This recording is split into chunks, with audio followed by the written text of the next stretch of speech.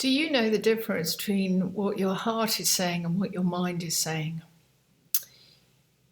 When you are in clinical practice and working with people week in, week out, there appears to be always a theme that begins to arise, let's say every 2 weeks or almost every month or seasonally. And the theme that has been coming at me every which way is people have been asking me, how do I know the difference between my heart and my mind? Because I often do exercise with people and I ask people just to shut their eyes and pretend and imagine that they are having a dialogue with their own heart. And you just ask yourself, you shut your eyes and you ask your heart, what am I feeling?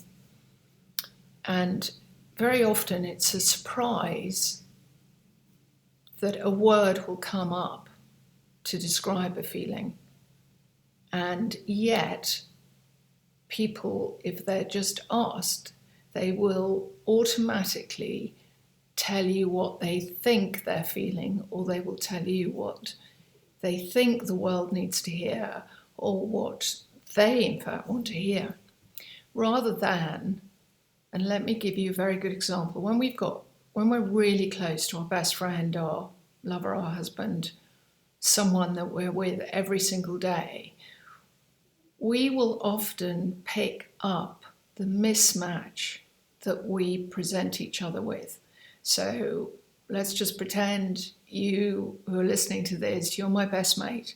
I see you every single day and I come in the morning and I go, how was your night? How are you? And you will go, it was fine, I slept really well.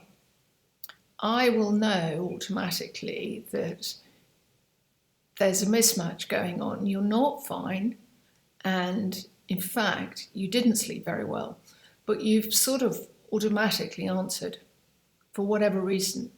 Now, as your best mate, I can choose to wait till lunchtime, we get on with our work or whatever we had organised to do. And then maybe at lunchtime, I'm going to say, hey, are you sure you slept okay? Or are you sure you're fine because you don't appear to be? Is there anything I can do to support you? So can you see how easy it is for us to just go through our days sort of mismatched? What we think is going on, like we're fine, is actually not what our hearts and our energy is feeling. So let me give you another example. Very often you'll be with someone who you know quite well and they're not their usual self. There's clearly something bubbling underneath. Somebody very sweetly the other day, I turned to them and I said, are you okay? And they said, no, but I can't put my finger on it yet. And we just spent a few minutes kind of chatting, and within, 6 minutes, we knew exactly what was bothering this darling man. And the second he had that information, but almost a visceral understanding rather than what I call a head understanding, his mood shifted.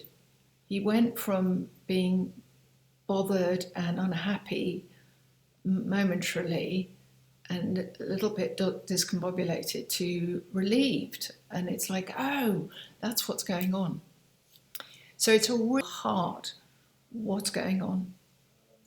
And if you ask on the hour just for 3 hours, you'll be amazed at just you'll get one word and it will change. And the whole point about the exercise is to become better at accompanying yourself and your real energetic reality, and then also being able to accompany other people without judgment fixing or what I call head butting. We're in the Western society, we are so quick to intellectualize and avoid actually our emotional states, and emotions is motion. We need to get behind our emotional states rather than living from an intellectual perspective, which doesn't help the flow of our energy and our life force. Take care. Thanks. Bye-bye.